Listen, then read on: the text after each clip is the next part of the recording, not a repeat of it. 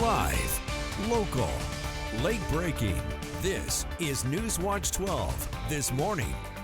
Good morning. The time is 6:30 on December 15th. Welcome to Newswatch 12 this morning. I'm Carlos Murrieta. We're taking a live look out at Mount Shasta. From the Mount Shasta Resort, we want to turn back over to Storm Alert Weather 12 meteorologist Sarah Kress for a look at our Monday. And Sarah, are we going to be seeing some much needed rain and snow today? Well, rain definitely. Snow, we're going to wait off a little bit for that. That's a very good question. A lot of us are waiting to see more of that snow and even rain, but snow levels look like it's going to stay a bit higher, at least to start our week, but there's some better news towards the end. But first, let's start off with visibility because we've seen some pretty big impacts to it, especially into Montague over the weekend. We should see improvements with that today and in terms of that denser fog, but in general, the bigger story is going to be that wet weather finally returning today. Here's a look out at Medford this morning.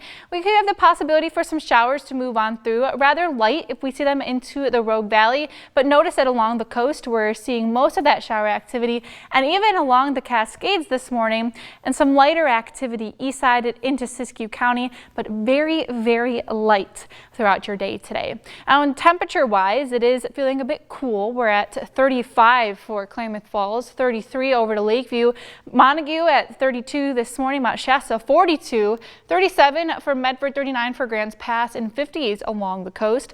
Highs today are going to be a bit more mild for some of us, especially if you are into those west side valleys. We'll be breaking out of those 40s into the 50s, much better into Wairika, but east side in general kind of similar to the weekend with temperatures into the mid 50s. We'll have mid 50s for the coast as well. Winds today are going to be a bit gustier for our higher elevations and especially along the coast where right now at Gold Beach, just sustained wind at 17 miles per hour and those wind gusts about 24 miles per hour, but we've even seen them pretty close to 40 miles per hour throughout our morning today. Now, as we switch over to today, most of that activity is going to be along the coast in the Cascades, but into your Tuesday night and Wednesday, you'll see that activity pick up. And that's not the only day we're tracking out wet weather this week. By the time we're into the end of the week, we have an atmospheric river setting up, bringing more rain to the region. So I'll let you know what you can expect in the days ahead and, of course, talk about even some wind alerts we have out coming up in your next forecast. Carlos? Thank you, Sarah. Looking at our top stories this morning, at least 15 people were killed and more than 40 others injured after two gunmen opened fire during a Hanukkah celebration in Australia. Police confirmed the Jewish community was the intended target. A 50-year-old father and his 24-year-old son fired long guns on top of a pedestrian bridge as police killed the father at the scene while his son is in critical but stable condition.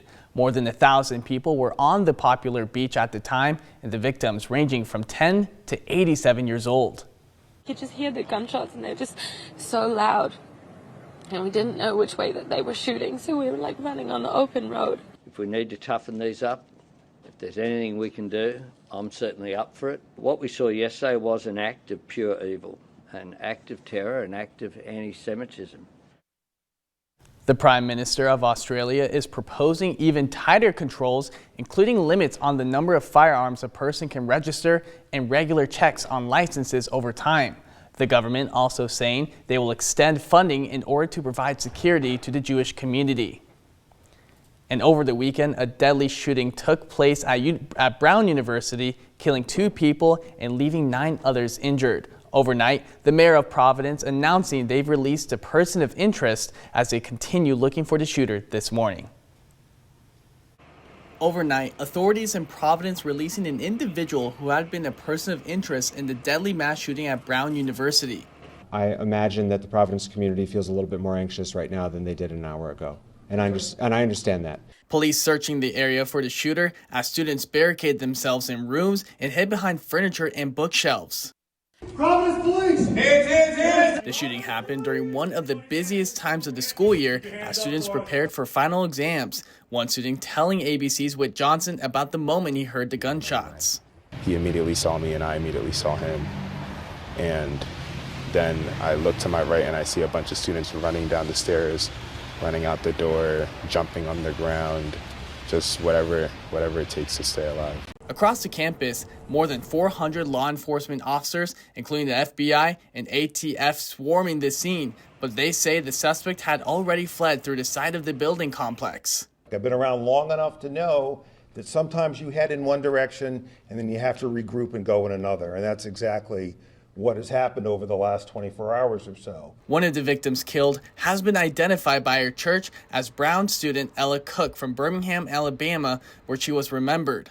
For those of you who knew her, who know her, she was a just incredibly grounded and generous and faithful and bright light. On Sunday night, a Christmas tree and lighting ceremony turning into a vigil for the grieving community at Brown. The lockdown was lifted early Sunday, Brown now canceling all remaining classes, exams, and projects for the semester as they told students they could leave campus.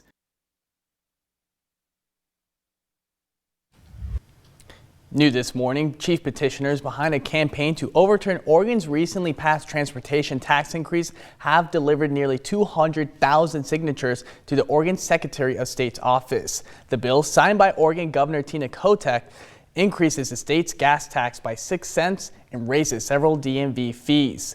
It also raises the state's payroll tax to support public transportation. The haul of signatures is more than double the 78,000 signatures needed to qualify for a statewide referendum next year. The Secretary of State's office must still verify the signatures for them to count. If approved by the Secretary of State, the referendum would allow voters to decide whether to repeal the tax increases. And on Friday, Medford Fire responded to a structure fire on the 2200 block of Biddle Road. As crews responded, the fire was upgraded to a second alarm fire. Due to known hazards of the location, firefighters saw smoke showing from the first floor window and started a defensive fire attack, along with a search for victims. The fire was quickly knocked down and no injuries were reported. The cause of the fire is under investigation, but the property has been declared an unsafe building and a public nuisance. The city of Medford is continuing efforts to address unauthorized occupancy and secure the site. And CAL FIRE is funding 84 wildfire protection projects across California in the coming year, a more than $62 million investment. Several of those projects are in Siskiyou County, located in Mount Shasta, Callahan, McLeod, and the Kurok Tribe Reservation. All of these projects aim to protect communities and their properties against wildfires. And moving into a crime alert, the Bureau of Land Management has now reopened Lower Table Rock trails after completing the first phase of accessibility upgrades. Now this phase includes grading, draining improvements, and the installation of a base layer of gravel. The trail is set to close again in late spring when it's warm enough to lay the final asphalt surface, expanding the safe and accessible trail options in southern Oregon. A closer look at trail upgrades can be found on our website. And the holidays are a time where family and friends come together to celebrate. But two local businesses in Grants Pass say it's also a time to help out your community and give back. Rentec Direct, a property management software company, and Weekend Beer Company partnered together to bring both families and give back all in one space by supporting local small vendors and hosting a toy drive. This is a great way for us to bring the community together, celebrate with our friends, with our family, and really come together to collect toys, to support different local vendors. Information on both businesses and how you can help your community this holiday season, you can visit our website.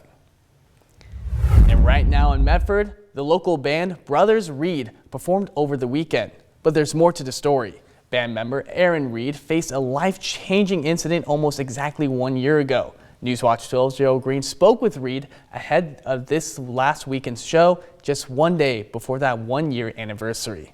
How does that chorus go? There's a monster in my head telling me I'm old, time to get over it. When Aaron Reed wrote that lyric, he had no idea how literal it would become. On December 14th, 2024, the musician's life changed in an instant. I got up with my wife, it was on a Saturday. She goes to one gym, I go to the YMCA, and so we were gonna go knock out a little thing, and so I went there and got on the stationary bike, and towards the end I started feeling strange. Moments later, Reed collapsed, suffering a seizure. He woke up to paramedics standing over him. Eventually a doctor came into the ER and was like, you have a brain tumor, and we got to get it out like fast. Despite multiple tests and an emergency surgery, Reed was not afraid. I even now think, like, how was I so not scared, you know? And I wasn't, like, I really wasn't. Through it all, he never doubted he would still be himself, still a musician. Now, nearly 1 year to the day after that seizure, Reed is back where he feels most natural, on stage. What does that mean to you, knowing that it's just the day before a year from such a horrific incident? I think it'll be a trip, but like I said, it is the thing that makes me feel the most natural. So like, it's just gonna be like, okay. For Reed, the monster in his head didn't take his music, it gave it new meaning. Reporting in Medford, I'm Daryl Green.